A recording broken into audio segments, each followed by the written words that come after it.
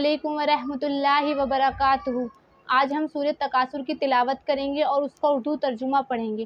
یہ سورہ مکہ میں نازل ہوئی، اس میں 8 آیتیں ہیں اور 1 رکوع ہے۔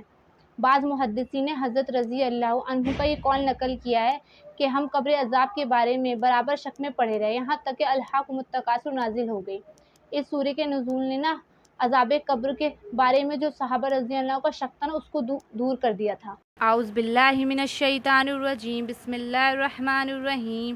الہاکم التکاثر، ذاتی کی چاہت نے تمہیں غافل کر دیا، حتی زرتم المقابر، یہاں تک کہ تم قبرستان جا پہنچے۔ کلا سوف تعلمون، ہرگز نہیں تم عنقریب معلوم کر لوگے۔ ثم کلا سوف تعلمون، ہرگز نہیں پھر تمہیں جلد علم ہو جائے گا۔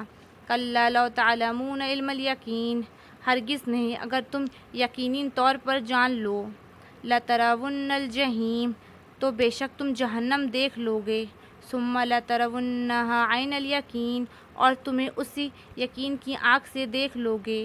ثم لتسألن یومئذ عن النعیم، پھر اس دن تم سے ضرور بضرور نعمتوں کا سوال ہوگا۔